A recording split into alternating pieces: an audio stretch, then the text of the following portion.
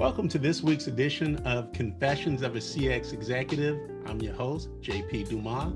As many of you know, I've spent more than 2 decades working for some pretty big brands you're familiar with in the area of sales and customer operations. Now, as founder and principal at CX and Growth Strategies, as well as a partner at CX on the Rocks, we focus on helping companies improve their customer experience in contact center operations so they can drive sales, reduce churn, and improve their employee engagement.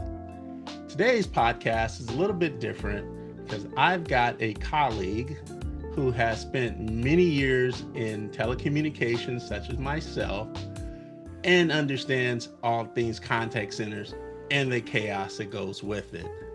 But there's a little twist here. My guest also comes from a military family, which means that discipline, motivation, grit, and resilience were always on the daily menu. And so, without further ado, I want to introduce you to Imani Breaker. Imani, I would love for you to give our audience a brief background on who you are, what you've done, and more importantly, talk about your latest pivot into performance coaching. Yeah, thanks for having me, JP. You know, we've known each other for a lot of years. And I think back in our LA days is when we first met, and then have both crossed the country and worked in different places. I started out as an agent. So I was in the industry more than 25 years. I started out as an agent on the phones back in the 90s and worked my way through up the ladder and around the way in customer service contact centers from Florida, Maryland, LA, New York, Philadelphia, and then eventually work from home doing that type of work. And so I've been a huge advocate for the frontline employee and really enjoyed working in those spaces. And so then I pivoted into coaching, which I've been doing for the last couple of years. I have my own executive coaching business, and that was the best part of my job when I worked in the contact centers, was watching and looking and seeing people learn and develop and grow. And now I do that with my business, The Breaker Mindset. The Breaker Mindset. So let's talk a little bit about your origin story, because as I mentioned, you grew up in a military household, and so that involves moving around a lot, but that also involves a certain mindset on discipline and so forth. Can you share with our listeners some of the leadership blueprints you absorbed before you even realized that they were shaping you? Yeah, it's a good question. So my father, I think the biggest lesson I learned from my father, being in a military family, is that the ability to be flexible and kind of pick yourself off as you roll through the punches. I think that's number one. Number two was respect for position, and understanding that even if someone is a general, there's respect that you have for that person in that title, but that person is still just a man. And so they're no better than you. And then I think the third thing is really treating people in a way that they want to be treated, but also a way you want to be treated. And so my father was enlisted and then became an officer. And so he had, I think, respect for all levels. He didn't mistreat enlisted because he was once enlisted. And when he became an officer, he never mistreated folks, no matter where they were placed in the organization. And that, I think it's interesting that that's how he started. And that's really how my career grew, starting off as an agent and then kind of becoming an executive, becoming an executive made me realize we had a very similar path. I was born through fire through the ranks, just as he was. No, that's amazing. I mean, you never forget where you come from, right? I guess is the best way of describing it. Yeah. Now, I think we all can recognize, and I say this tongue in cheek, that telecommunications is not for the faint of heart, and contact centers even more so with the chaos that happens there. So tell me about, how did growing up in that sort of household prepare you for this constant change and chaos? Because you talk about adaptability. How does that look on the ground? Yeah, I mean, again, from my background, you mentioned it. We moved a lot. We moved every 2.5 years. As an adult in the workplace, I did the same thing. And so you always have to be flexible. You always have to be able to adapt to the situation. As a kid, if you're always the new kid, you're always adapting and changing. Working in contact centers, there's always weather that can impact your business. There are a big event that can impact the business, and you have to be able to pivot. I think the biggest pivot was COVID, being able to move people home within a short time frame because of the COVID situation. And so being able to adapt has really become a big part of what you have to deal with in contact centers. There's never a dull moment in a contact center. There's always the day you've planned and then the day you have. And so being able to not let the fact that your agenda for the day, your plan for the day doesn't go as planned, and being able to pivot into whatever the day calls for you and whatever you need to do on that day.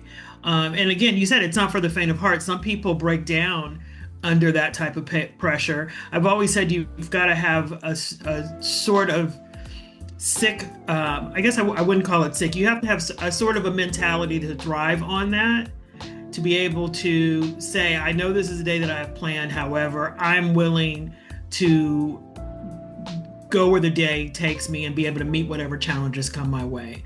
And that really is a form of resilience. Absolutely. And, we both spend time with the company. Let's just say things will change. And Right. that became the mentality. So what's the one lesson, you talked about it, but what's the one lesson from childhood that still shows up today as you lead people? So I think the biggest lesson is if you're on time, you're late. And this sometimes to a fault, I have a really hard time when I'm not on time. I have and I can't get past it. And this is kind of a theme throughout our family. If we say we're going to leave at 2:00, by 1:40, people are ready to go. And so we usually will leave by 1:40. And so really being able to be a stickler for time, and then having a situation one time where it was one of my first days on one of my jobs where I was so early that I thought I'd run to the store, because I was like 45 minutes early. I thought I'd run to the store and ended up on a turnpike that made me 20 minutes late on a first day of a job. And so that was something that I just couldn't shake. And any time in the 4 or 5 years that I was at that organization, I would bring that story up because it bothered me so much that I was late on my first day. And so sometimes I say that being on time is being late is to a fault, because we do need to flex that there are situations that are out of our control that could cause us to not be on time. And so that is a lesson that I've carried, but in the current iteration of Imani, I've tried to look at through a different lens and not be so rigid about some of these beliefs that have kind of guided my life for a very long time. Respect for time, respect for others' time is very, very important. So we're both, shall we say, proud alumni of Comcast University. Yes. What did Comcast teach you about being a leader that you didn't learn in the MBA program?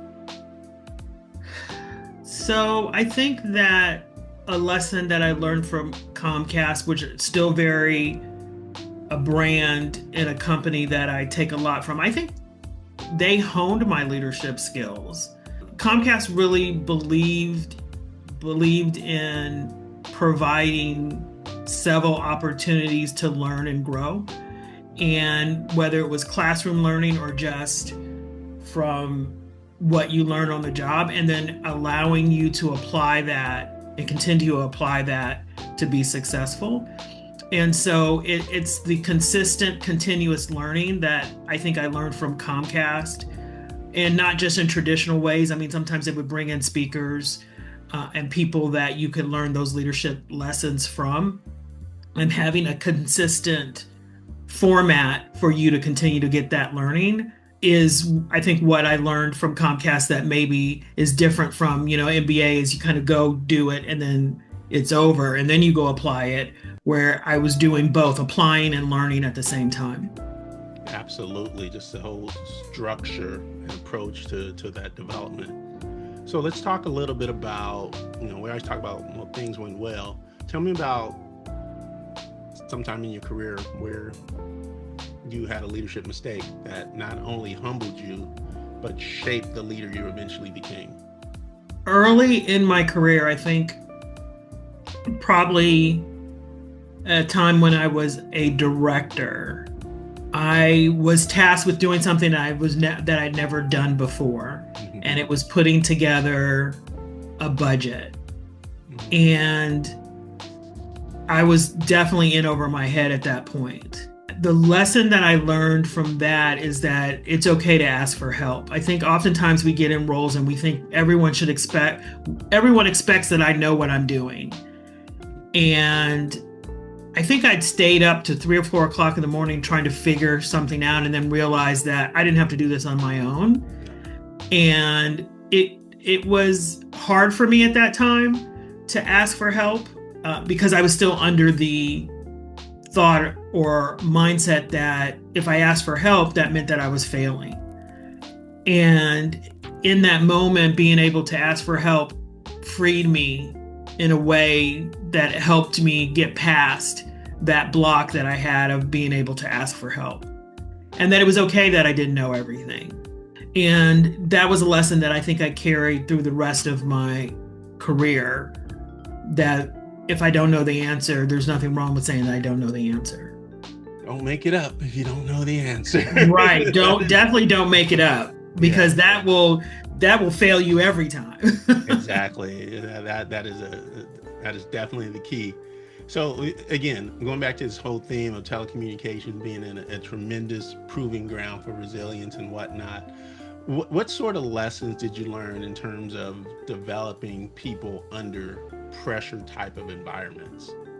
I think it's interesting, right?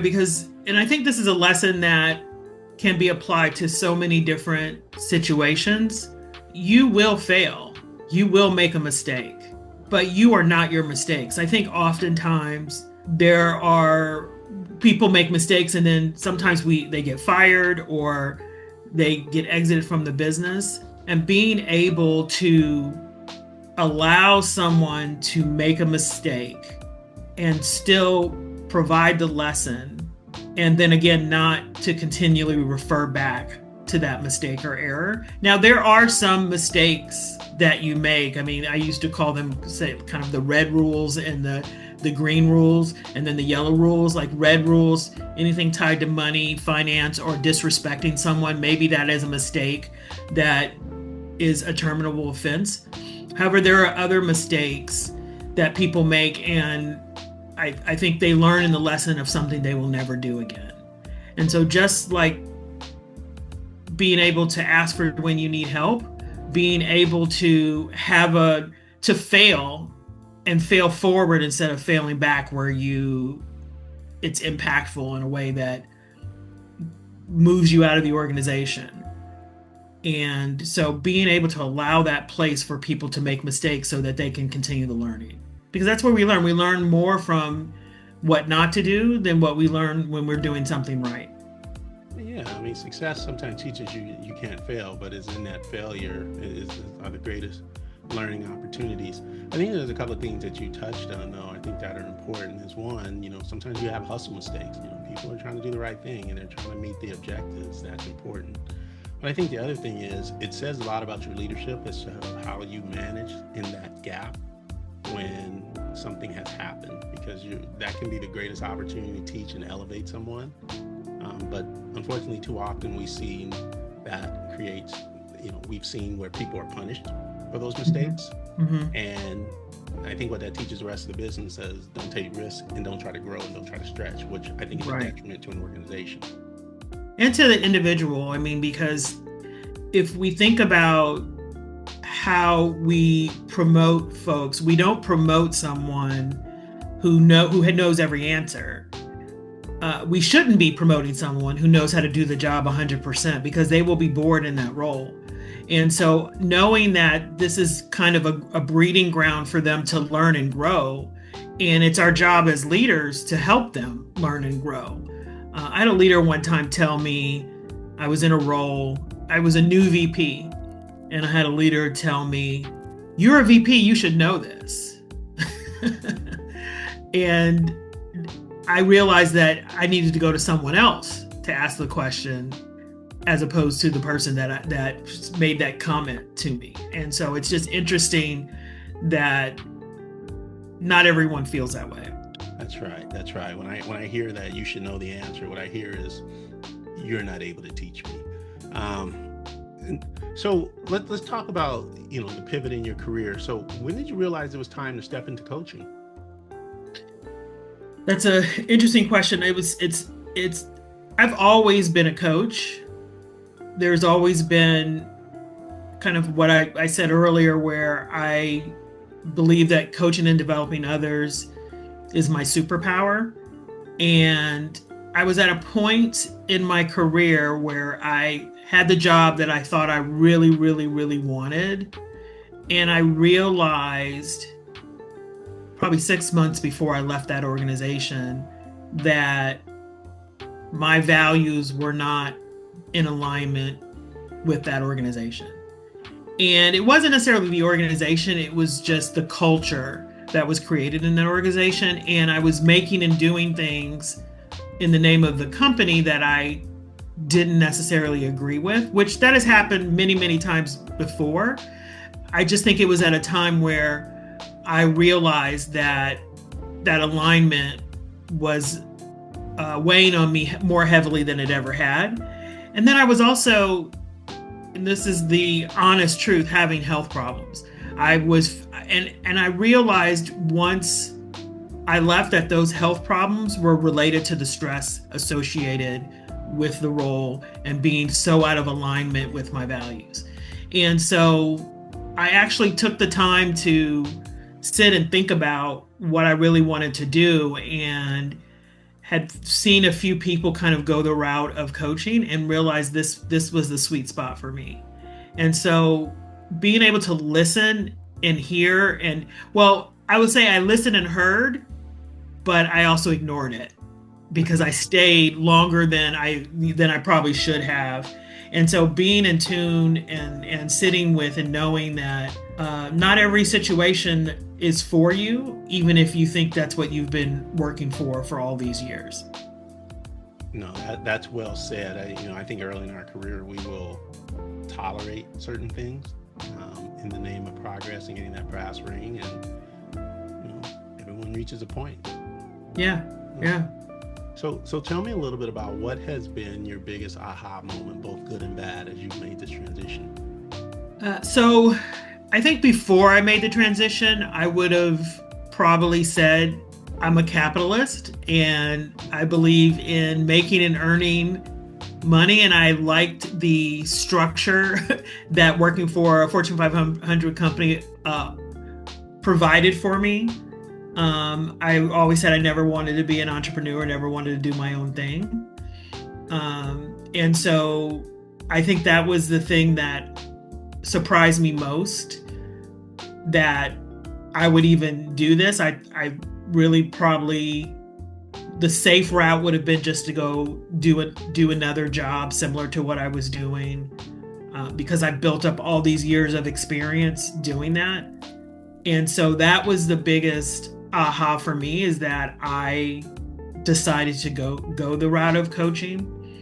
I can't imagine at this point not doing this work in some shape, form, or fashion. I get so much joy out of the time that I get to spend as a coach for someone, especially folks who are in the telecommunications space, because not only do I have the opportunity to coach, however, I also am very aware of kind of what they're going through. And there's a piece of me that can relate in a way that can be beneficial to them. And then secondly, I think that it's been amazing and gratifying for me to really see that all my years of experience in let's say the telco world has built me just for this particular moment in my business. And that's been very rewarding for me. So, thinking about all of that, what's the one question that leaders are afraid to ask themselves that coaching forces them to address? I think that, being able to understand their values, to do the work to see what their values are. And I think the mismatch of the values with the job that folks are doing, that's a hard truth to face. And being able to see that for themselves and understand that. And the other thing about coaching is oftentimes those thoughts that folks have in their heads that they've not verbalized to anyone else comes out in coaching. And being able to have a safe space to say that's the tough question that folks may be thinking those things, but they're not verbalizing it, because to verbalize it can be very, very scary. It would mean that they would need to uproot their lives or challenge themselves in a different way. So some of those questions that they're afraid to ask could be along the lines of feeling like they don't belong in a certain situation, but afraid to verbalize it. Or again, just back to the values of being mismatched with the role that they're doing. And in some ways, it may mean that they have to pivot. And in other ways, it may just mean they have to show up differently than how they're showing up. And so facing some of those things that they may not want to face or be ready to face, because it may mean upheaval. And I'm not saying that everyone who goes to coaching quits their job. It may just be that they switch roles, or they find that they have to give of themselves in a different way in the role that they're in. And that's the challenge that I think is there for coaching. It's the mindset shift and the opportunity to learn more about themselves to make them better at the jobs that they're doing. Absolutely. So we're in this world where AI is just reshaping everything, and we've got to be resilient. We have to pivot and do so many different things. But one of the things we often appreciate about the military is that it really helps individuals have that clarity under pressure. So as I think about 2025 and beyond, what sort of resilience is going to be needed in this AI world moving forward? What does that look like through the lens of a coaching professional such as yourself? I think what's interesting for 25 is that I think up until 25, many thought about AI as being a bit scary. And I think moving forward, thinking about how AI can be value added for you. So in the contact center world, we've been using some form of automation or AI for prepping us about who our customers are before they get on the phone with the agent, or even some of the tools that the agents can use to help them be a little more informed as they're interacting with the customer. And so I think going forward, thinking about how that automation or how AI can continue to help you do some things that frees up time for yourself, not thinking about it as taking jobs, but how can it be value added? So you said it right, it's the resilience, it's the adapting, it is being able to bring a level of calm into the chaos that can be the world of contact centers. And then in terms of coaching, using it for automation as well. Like I received a bunch of coaching dates earlier today. I plugged those dates into an AI tool that helped me populate it on a calendar. So how do we use that to help us work smarter as opposed to harder, I think is really the key when it comes to automation and being able to, again, find that calm in all of that chaos that can be there. Absolutely. So, you've reinvented yourself. I've reinvented myself. I mean, we're Generation X. I mean, we are the original pivot reinvention generation. So if you think about someone who's going through some sort of transition, who might be stuck, or might even be scared, what would your advice be to them at this time and place in this moment in their career? And again, this could be anyone from early stage to someone who has had illustrious careers such as ourselves, where we started off at the phone and have transitioned all the way up to executive positions. What would you tell them? Yeah, being stuck isn't a failure. There's nothing wrong with investigating and uncovering what's next. I think that the greatest wins that come from in this feeling of being stuck is what's going to happen on the other side, is the opportunity to reinvent and grow and change. And, that pivoting, it's not quitting, it's reinventing, it's choosing growth, it's choosing to investigate what's on the other side. And so for anyone who feels like they're stuck or they feel like they have to, because there's a lot of people who are impacted with a lot of companies, laying people off, and they're feeling like, okay, I've achieved all this, now I have to start over. It's almost like what's on the other side is going to be greater than what you could have ever achieved where you are now. And it is taking time to mourn and have that short little pity party and then realizing that parties don't last forever, and even pity parties, and then figuring out what your next step is. And sometimes that means laying on the couch for a couple of days and then, okay, what's next?